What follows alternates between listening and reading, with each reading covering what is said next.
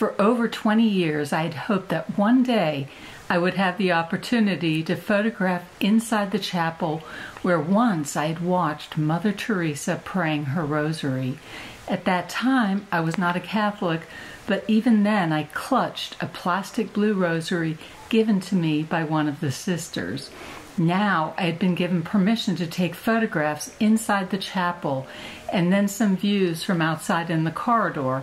Sister Blasila stood outside in the hallway and watched me as I lifted my new Fujifilm camera and for the first time viewed the chapel through the lens of a camera. I snapped a few photographs of the sisters as they began their prayers. Obedient to my orders, I quietly walked out into the hallway. Sister Blasila asked me if I had enough photographs. "No," I responded. "Take a few more," she smiled. This camera with its mirrorless shutter was extremely quiet as I clicked, and after about 20 more frames, I once again joined the sister out in the hallway. I was directed to a door with a view of the sisters from the back of the room, but I could not get any good frames from there.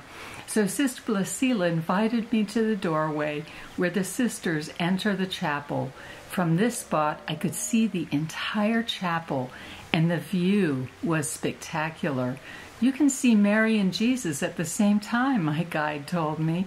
She viewed my LCD screen with me as I framed the image. I thought this image must be what Mother Teresa had seen from her vantage point on her prayer mat at the back of the room. Framed in the lens of my camera, I understood the vision of the missionaries of charity, Jesus dying on the cross, saying, "I thirst," is central to their charism, and Mary, his mother, is their conduit to fulfill that mission. The next morning, after 6 a.m. Mass, Sister Christine told me another sister would be accompanying me to the orphanage Shishubavan. After joining the volunteers for lukewarm tea and milk, bananas and bread, the sister appeared in the main entrance. I was growing accustomed to the sisters finding me wherever I happened to be at the Mother House. Sister Ida is a tall, kindly, middle-aged woman from Indiana. I immediately felt a kinship with her. Shishubavan was pivotal to Mother Teresa's mission, providing shelter and refuge to the abandoned children of Calcutta and in cities around the world. Inside the home, dozens of cribs were lined up in neat rows. The color schemes here were also bright and cheery. Sister Ida guided me to a room where a group of young children were dressed in school uniforms. They came from families who could not support them, and the arrangement was a type of boarding school with a goal of sending the children home once the parents could afford to support them. Then Sister Angela Maria, superior of Shishubavan, appeared in the doorway, smiling at the lively chatter and me bouncing around the room taking photographs. Upon seeing her, the children hugged her legs, begged to be lifted into her kindly arms. Sister was suddenly insistent that I come to another area upstairs.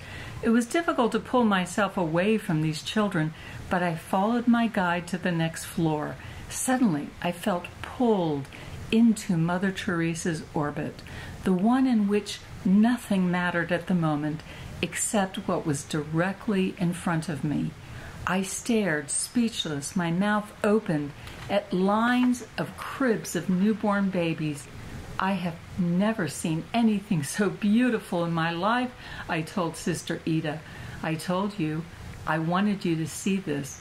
I brought a photographer here once, and he could not stop crying," she replied. It was heaven on earth, newborns saved from the streets, rocking in the gentle safety net of women whose mission is always to be mothers to the poor and destitute whom they serve, including especially those babies who came into the world without a home.